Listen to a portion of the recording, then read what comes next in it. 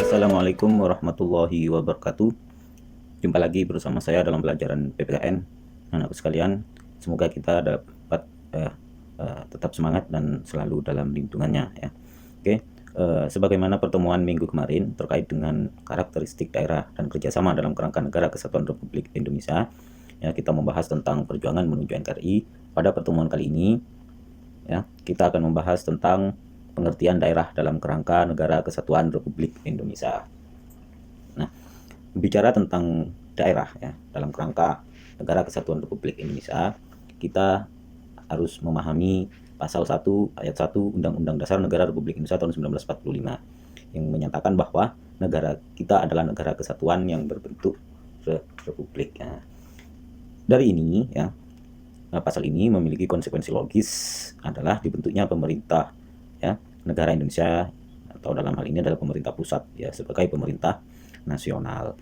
Nah, selanjutnya di pasal 18 ayat 1 ya Undang-Undang Dasar kita ini menyatakan negara kesatuan Republik Indonesia dibagi atas daerah-daerah ya. Provinsi dan daerah provinsi itu dibagi atas kabupaten dan kota. Yang tiap-tiap provinsi, kabupaten dan kota itu memiliki pemerintahan daerah yang diatur dengan undang-undang. Nah, hal ini ya menegaskan tentang keberadaan daerah dan juga pemerintahan daerah. Lah, daerah dalam hal ini adalah provinsi ya. Di dalam provinsi ada lagi yang namanya kabupaten dan kota. Lah, tiap provinsi, kabupaten, kota itu memiliki ya, kewenangan untuk mengatur daerahnya ya sesuai dengan ketentuan perundang-undangan. Nah, dari ini ya, maka negara kesatuan itu adalah negara yang berdaulat keluar dan ke dalam, dan kekuasaannya ya untuk mengatur dan memimpin seluruh daerah berada pada pemerintah pusat. Nah, kita Indonesia ini adalah negara kesatuan di mana setiap daerah ini berada di bawah pemerintahan pusat ya, aturan pemerintah pusat. Namun kita juga ya menerapkan yang namanya otonomi daerah, di mana setiap daerah ya, provinsi, kabupaten dan kota itu diberikan kewenangan oleh pemerintah pusat untuk mengatur daerahnya. Nah, ini yang akan kita jelaskan lebih lanjut, pahami lebih lanjut. Nah, lalu daerah ini apa kemudian? Ya.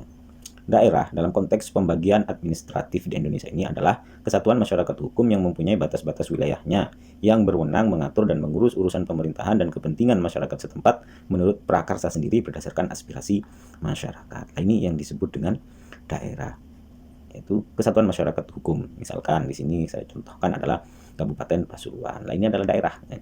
Daerah Kabupaten Pasuruan. Di dalamnya ada kesatuan masyarakat hukum memiliki batas. Nah, ini contoh peta, ini batas-batas dari wilayah misalkan Kabupaten Pasuruan. Nah, pemerintah ya Kabupaten Pasuruan ini memiliki kewenangan untuk mengatur dan mengurus urusan pemerintahan Kabupaten Pasuruan ya. Tentu hal ini dengan prakarsanya sendiri menurut kemampuan, inovasi ya, inisiatif daripada kesatuan masyarakat hukum, pemerintah dan masyarakatnya, yang tentu juga ya pembangunan atau menjalankan urusan pemerintahan ini, mengurus urusan pemerintahan ini didasarkan kepada masukan-masukan atau aspirasi-aspirasi masyarakat di daerah tersebut. Inilah daerah. Masih banyak konsep lain seperti daerah nanti, makanya daerah ini dalam konteks otonomi daerah ini disebut dengan daerah otonom. Nah, Indonesia ini yang luas ya, ini memiliki 34 provinsi ya, 416 kabupaten dan 98 kota yang tersebar di seluruh wilayah Indonesia, sangat besar sekali. Lah, inilah daerah ya. Nah, daerah ini di bawah pemerintah pusat. Nah, terkait dengan ya pemerintahan daerah ini diatur khusus di dalam Undang-Undang Dasar kita, yaitu di pasal 18 sebagaimana tadi juga disebutkan ya. Pasal 18 ini ada 7 pasal yang khusus mengatur tentang pemerintahan daerah ya. Kemudian ada 18A itu ya, ada A-nya itu ya. Ada ayat 1 sampai 2 yaitu menjelaskan tentang hubungan pusat dan daerah. Kita sebagai negara kesatuan ada pemerintah pusat, ada pemerintah daerah. Bagaimana hubungan antara pemerintah pusat dan daerah ini diatur di pasal tersebut. Kemudian ada 18B, ada 2 pasal juga ya. Ini yang mengatur terkait dengan daerah-daerah khusus. Kita tahu salah satu contoh ya, nanti kita bahas di belakang. Ini ada namanya daerah istimewa Yogyakarta. Nah, ini diatur di dalam pasal tersebut.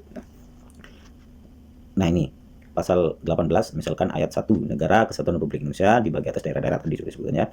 Ayat 2-nya pemerintah daerah provinsi, daerah kabupaten dan kota mengatur dan mengurus sendiri urusan pemerintahan menurut asas otonomi daerah atau tugas pembantuan. Nah, ini konsep daripada otonomi daerah atau desentralisasi. Setiap daerah, ya, provinsi, kabupaten, kota bisa mengurus urusan pemerintahannya sendiri. Nah, nanti ada beberapa hal yang memang menjadi urusan dari pemerintah pusat, misalkan politik luar negeri, ya, urusan moneter. Nah, ini tidak boleh diurus oleh pemerintah daerah. Ini khusus kewenangan yang dimiliki oleh pemerintah pusat. Nah, pemerintah daerah, provinsi, yang atau kota memiliki Dewan Perwakilan Rakyat Daerah. Makanya kita kenal di daerah-daerah itu DPRD, kalau di pusat itu DPR, ya. Nah, dipilih melalui pemilihan umum.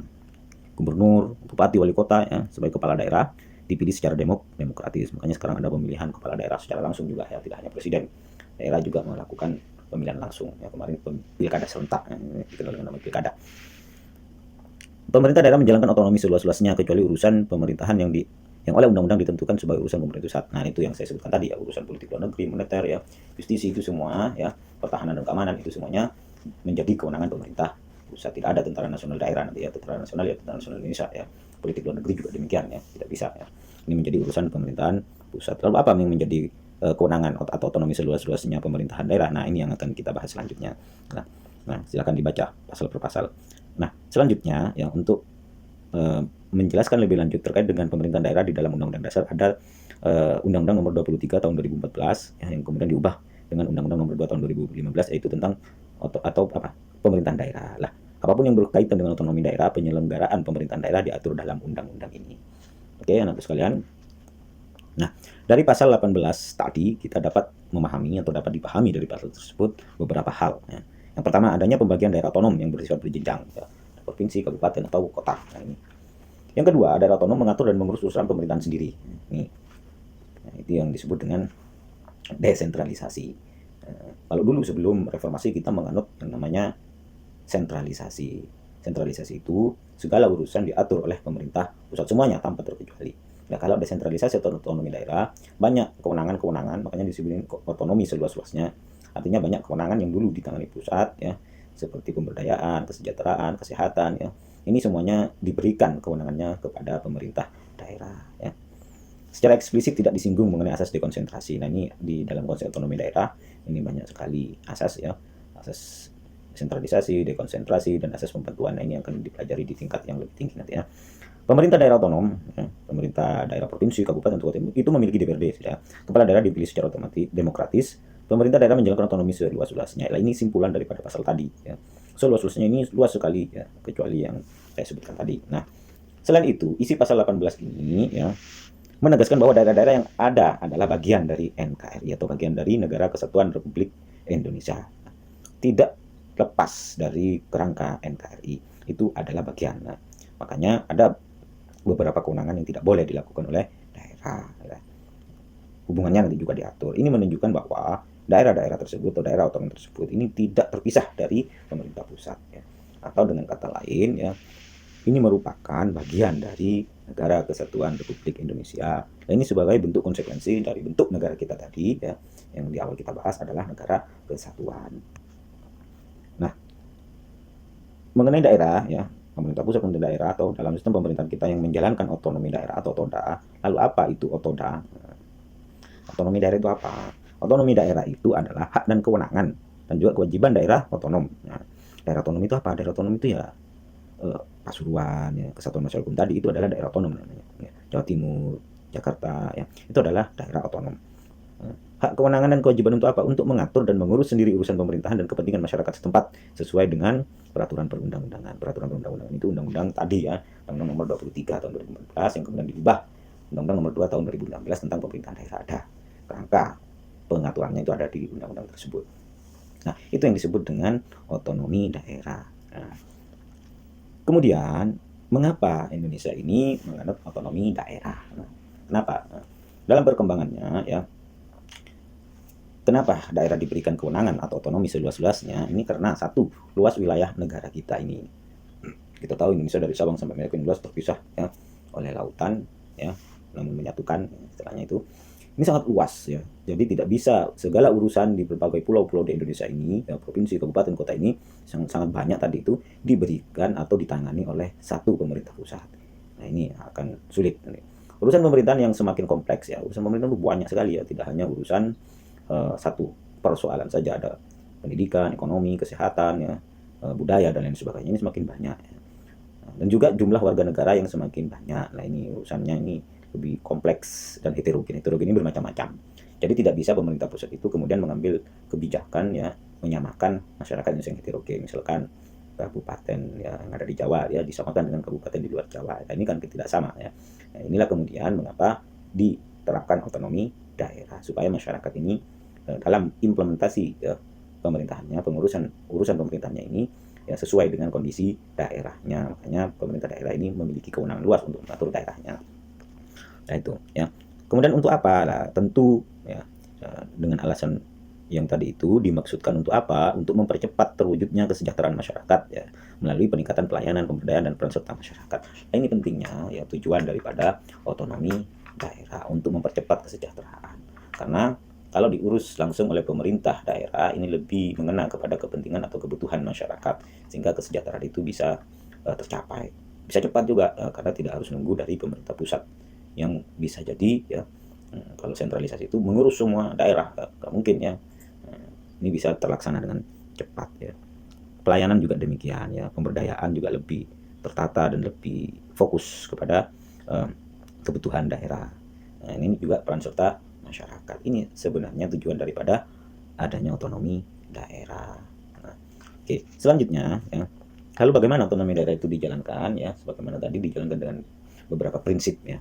Yang pertama adalah prinsip daerah mengatur urusan sendiri, asas otonomi ya, dan pembantuan ya.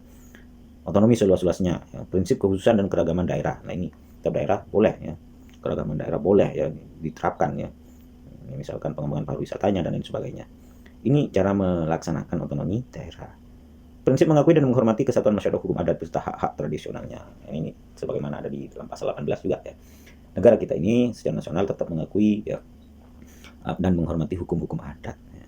Mengakui dan menghormati pemerintahan daerah yang bersifat khusus dan istimewa. Kita juga mengenal di daerah kita ini di Indonesia ini ada daerah khusus dan daerah istimewa, dan juga otonomi khusus ya. Seperti Aceh tadi saya sebutkan, Jogja dan sebagainya.